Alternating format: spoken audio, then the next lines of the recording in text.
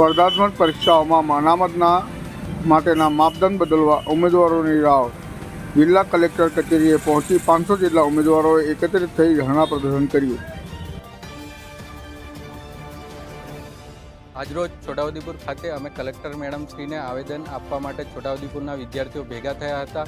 અમારી માંગણી છે કે જે ગુજરાત ગવર્મેન્ટમાં વિવિધ ભરતી પ્રક્રિયાઓમાં જે 40% મિનિમમ લાવવાનો ક્રાઇટેરિયા છે, જેમાં અમને છૂટછાટ આપવામાં આવે, કેમ કે એસટી એસસી વિદ્યાર્થીઓ આમાં 40%ના ક્રાઇટેરિયાના લીધે ભરતીથી વંચિત રહી જાય છે। એની જગ્યાએ સેન્ટ્રલ ગવર્મેન્ટ દ્વારા જે એસએસસીમાં મોડેલ છે કે જેમાં 30% ઓપનવાળા માટે મિનિમમ ક્રાઇટેરિયા છે, ઈડબ્લ્યુએસ ઓબીસી માટે 25% છે અને એસટી એસસી માટે 20%નો ક્રાઇટેરિયા છે। એ જ મોડલ ગુજરાત ગવર્મેન્ટ બી અપનાવે, જેથી કરીને આદિવાસી વિદ્યાર્થીઓ જે ક્રાઇટેરિયામાં આવતા નથી તે આવે। એના માટે અમે કલેક્ટરશ્રીને આવેદનપત્ર આપવા આવ્યા હતા। આજે છોટાઉદેપુર ખાતે રાઠવા જયદીપ વિદ્યાર્થી। જોહાર, જય આદિવાસી।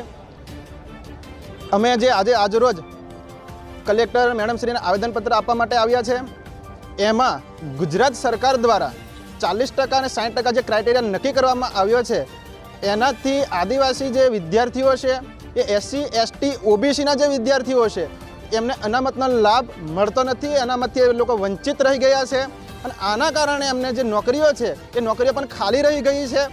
અને જે એસસી એસટી અને ઓબીસીના જે વિદ્યાર્થીઓ છે અને એમની અનામત ખતમ કરવાનું જે ષડયંત્ર જે થઈ રહ્યું છે અને એ ક્રાઇટેરિયા ઘટાડવામાં આવે અને આ જે ષડયંત્ર છે એને રોકવામાં આવે અને ગુજરાત સરકાર દ્વારા જે પણ ક્રાઇટેરિયા નક્કી કરવામાં આવ્યા છે એ બધા માટે સરખા છે।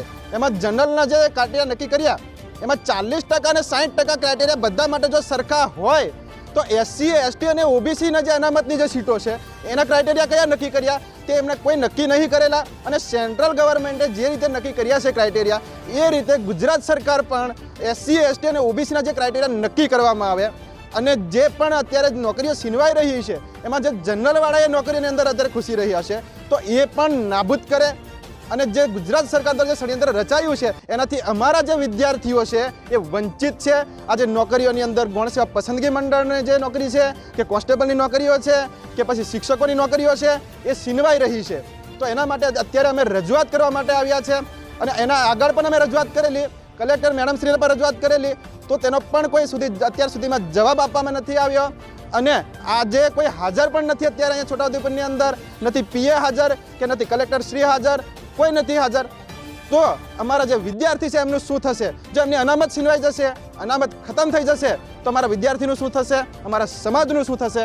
એના માટે અત્યારે અમે એક થઈને જે અમને ન્યાય મળે એના માટે અમે અહીંયા આવ્યા છે અને જો અમને ન્યાય ના મળે તો અમે ગાંધીનગરની અંદર જઈને ધરણા પર બેસીશું। જોહાર, જય આદિવાસી।